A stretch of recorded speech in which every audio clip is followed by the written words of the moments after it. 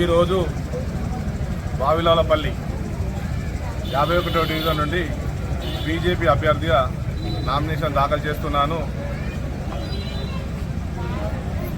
ఈ ఎలక్షన్ చాలా కీలకమైనది. కార్పొరేషన్ ఎలక్షన్ వావిలాలపల్లి ప్రజలకు చాలా కీలకమైన ఎలక్షన్. మోసపోతే గోసపడతాం. తస్మాత్ జాగ్రత్త.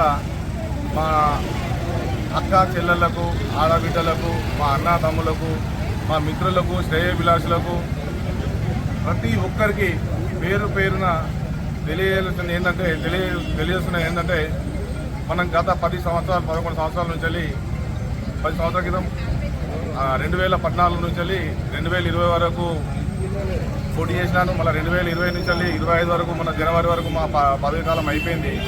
1 ఇయర్ మా పదవి కాలం అయిపోయినా సేమ్ అదే విధంగా అప్పుడు ఎట్లయితే చేశానో ఇప్పుడు కూడా పదవి అయిపోయినా కానీ అభివృద్ధిలో భాగస్వామ్యం అవుతూ మా ప్రజలకు ఎక్కడ, మా డివిజన్ ప్రజలకు ఎక్కడ కష్టం రాకుండా ఎల్లవేళ అందుబాటులో ఉన్నాను.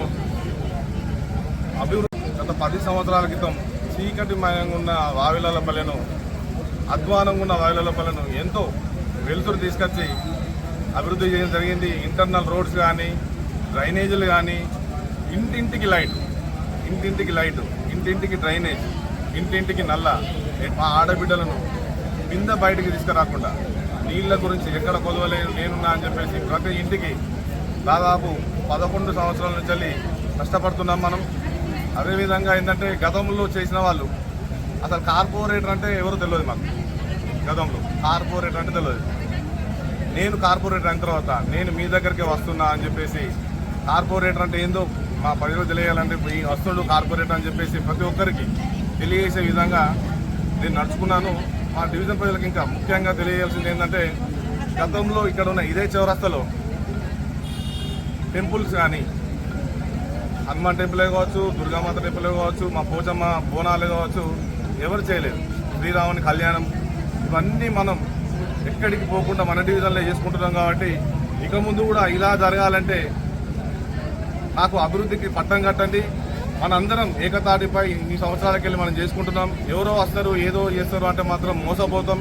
గతంలో చేసిన వాళ్ళే మళ్ళీ నేను చేస్తా అని చెప్పేసి మళ్ళీ చీకటిమయం చేసే ఆస్కారం ఉంది. కాబట్టి తస్మాత్ జాగ్రత్త. మనం చాలా జాగ్రత్తగా ఉండాలి. ఇప్పుడు ఈ ఎలక్షన్లో ఏదో మాయ మాటలు చెప్పేసి ఈ టైంలో ఎక్కడో ఉండి మన గెలిచిన తర్వాత గేట్లు పెట్టుకుంటారు, బయటకు కూడా వెళ్ళరు.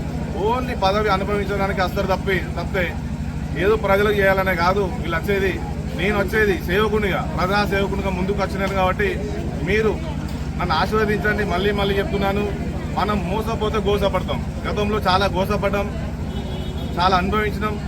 ఇప్పుడు కూడా మళ్ళీ వాళ్ళే ఏదో పోటీ చేస్తాం, మేము ఏదో ఉద్ధరిస్తామని చెప్పేసి వస్తున్నారు. గతంలో ఇంకో డివిజన్లో చేసారు. ఆ డివిజన్ చీకటిమయంగా మారిస్తే నేను గత 3-4 నెలల నుంచి దాన్ని వెలుతురు తీసుకురావడానికి ఎంతో కష్టపడ్డాను. ఆ డివిజన్లో కూడా లైటింగ్ కానీ ఏది లేదు. ఇప్పుడు 4 నెలల నుంచి వెళ్ళి తిప్పలు పడితే దాంట్లో లైట్లు వెళ్తున్నాయి. గత 5 సంవత్సరాల నుంచి వెళ్ళి లైట్లు వెలిగిన పరిస్థితి ఉండే.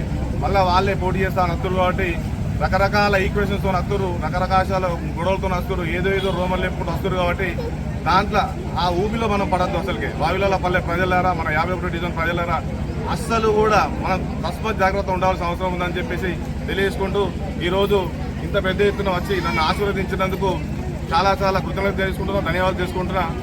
జై హింద్, జై శ్రీరామ్. విషయం ఏంటంటే మనం గతంలో మన మధ్యలో హైటెన్షన్ వైర్లు ఉండేవి. ఆ హైటెన్షన్ వైర్లు చేయడానికి అప్పుడు ఎంతో ఇబ్బంది పడ్డాం. హైటెన్షన్ వైర్లు తీసుకున్నాం. ప్లస్ మన ఇండ్ల మీద కరెంటు వైర్లు తీసుకున్నాం. మొన్న కూడా ఈ మధ్యలో 152 kV లైన్స్ కూడా లూజ్ ఉన్నాయంటే దాన్ని కూడా మనం స్ట్రాంగ్ చేసుకోవడం జరిగింది.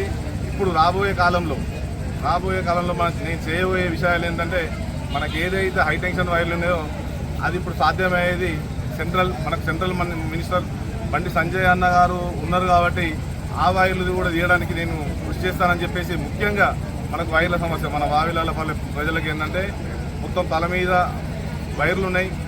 ఆ వైర్లను తీస్తే మనం ప్రజలు ఎంతో ఊపిరి పీల్చుకుంటారు కాబట్టి ఆ వైర్లను తీయడానికి మా డివిజన్ ప్రజల పక్షాన గౌరవ మంత్రివర్యులు బండి సంజయ్ కుమార్ నేతృత్వంలో ఆ వైర్లు తీయడానికి నేను కృషి చేస్తాను. అలాగే మాకు ఇంకా మా ఎస్టీ కాలనీ సంఘభవనానికి 50 లక్షల నిధులు కేటాయించాలని చెప్పేసి మంత్రి గారిని అడిగినాను. దానికి 50 లక్షలు కేటాయిస్తానని చెప్పారు. అలాగే ఇందిరానగర్ కమిటీకి కూడా 50 లక్షలు కేటాయించామని చెప్పాను. అది కూడా 50 లక్షలు కూడా దాన్ని కూడా త్వరలో తీసుకుంటాను.